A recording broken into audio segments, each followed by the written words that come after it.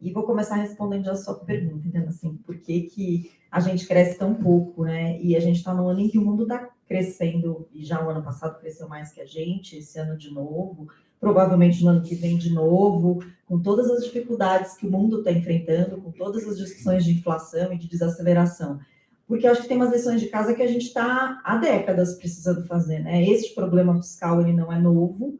A gente teve 2 governos Dilma já muito complicados fiscalmente.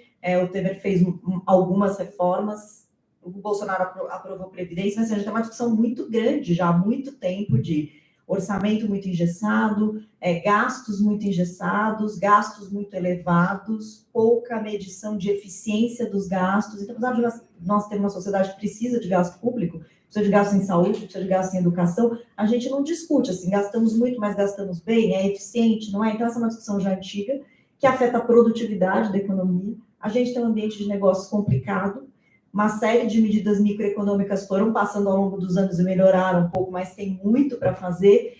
E eu acho que o Rafael desenhou aqui, né, um cenário de instabilidade política que atrapalha muito também confiança para fazer negócios no médio e longo prazo. Durante muito tempo a gente teve taxas de juros muito altas, que também dificultavam negócios, estava com uma taxa de juros baixa, mas, de novo, estamos num ciclo de forte alta monetária. Então, sim, tem muitos fatores mais estruturais que fazem que a gente cresça menos que os outros países e que a gente esteja numa discussão sempre assim, poxa, a gente está lá, né, aquele país de renda média, mas que não cresce. Crescer 0,5%, que é a projeção nossa da Tenis, é pouco para um país como o Brasil, que tem necessidade de crescer muito mais. Então, a gente tem um problema mesmo estrutural.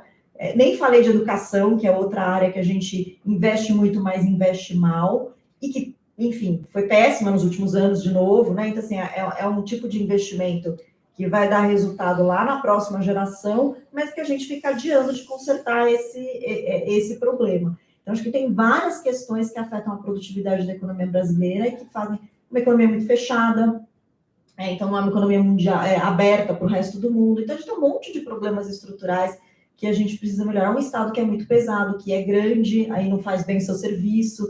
Então, tem muitas questões que são estruturais que eu acho que a gente não resolve. Falando mais de conjuntura, né, como é que o Rafael falou, a economia vai ser muito importante no ano que vem, e a gente tem uma economia que está desacelerando. Então, a gente tem um retrato agora já nem tanto, porque a gente já está no momento de desaceleração, mas há uns 3, 4 meses parecia que estava tudo bem, né? Nós vamos crescer 5% esse ano, ou 4,5%, que é o que a gente provavelmente vai crescer.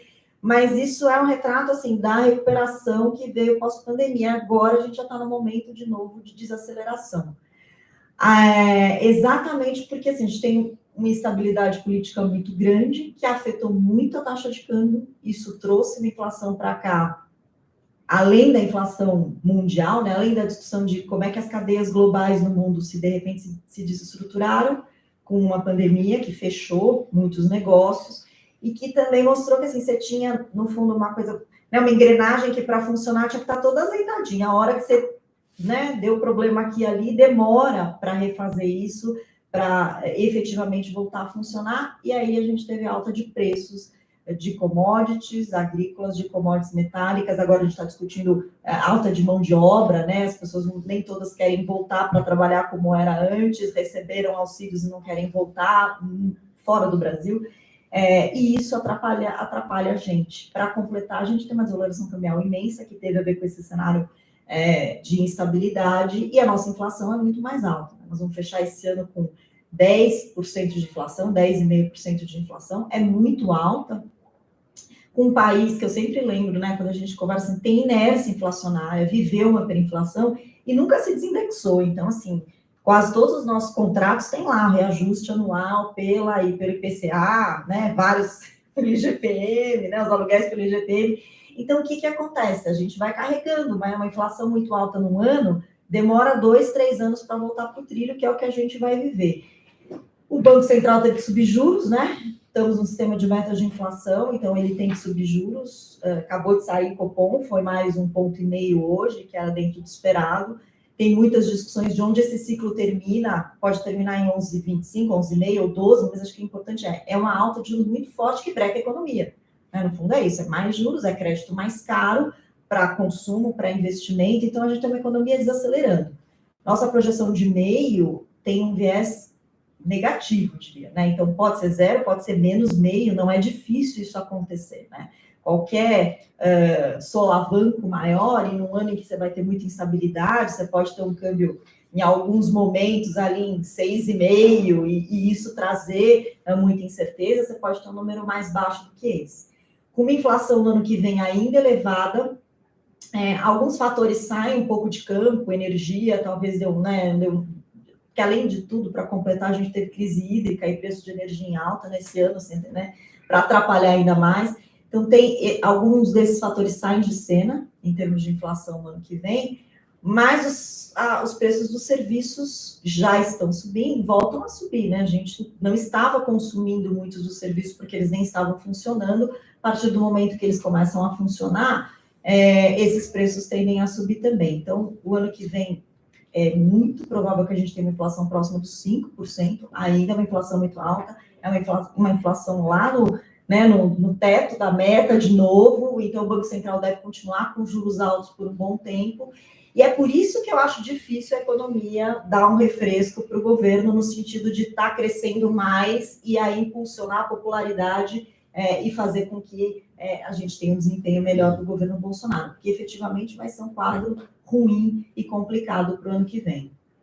Taxa de câmbio desvalorizada ainda, não vamos ter grandes refrescos aí no câmbio, a não ser que a gente tenha um cenário diferente, tenha efetivamente uma terceira via com chance, que acene com um quadro de mais reformas, porque além de tudo, acho que esses dois nomes aí que o Rafael citou são nomes que têm dificuldade de avançar nas reformas, né? Depois você conta aí, apesar de um deles ser uma liderança política, acho que a agenda é uma agenda mais complicada, sobretudo na esfera fiscal. Então, esse acho que é o quadro para o ano que vem. É um quadro bem desafiador, é difícil, está longe de ser um quadro positivo. Para a população de baixa renda, você pode dizer assim, tem o auxílio emergencial, que é uma medida que é pensada justamente para, de alguma forma, ganhar popularidade com esse público.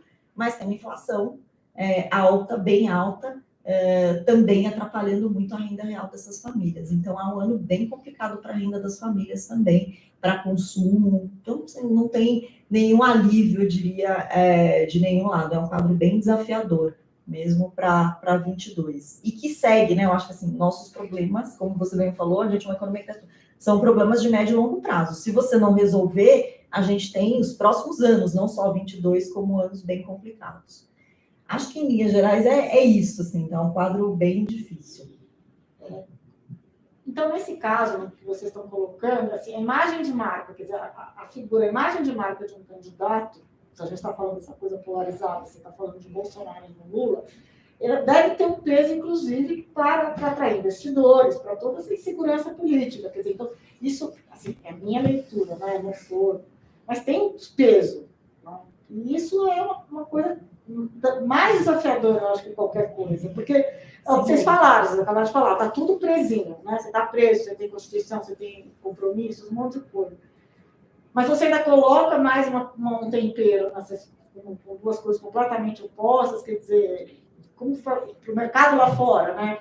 Você tem um Bolsonaro, e você tem um Lula, com tudo que já aconteceu, o pessoal olha lá fora. Quer dizer, qual é a perspectiva? É muito difícil, eu acho que nesse composto isso é muito difícil. Se vocês avaliam isso como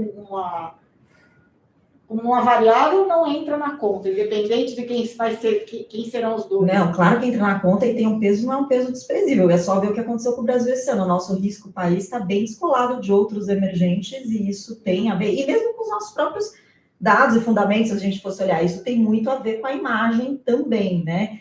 Tem várias áreas onde a gente teve, sim, a gente fez um dano grande à imagem, né? Para o agronegócio é muito ruim a imagem que o governo tem no meio ambiente. A gestão da pandemia foi muito ruim em termos de imagem internacional, né? A postura anti-vacina e por aí vai. Então, assim, a gente tem um quadro que é ruim, sim, de imagem. E isso afeta, sem dúvida nenhuma, a disposição.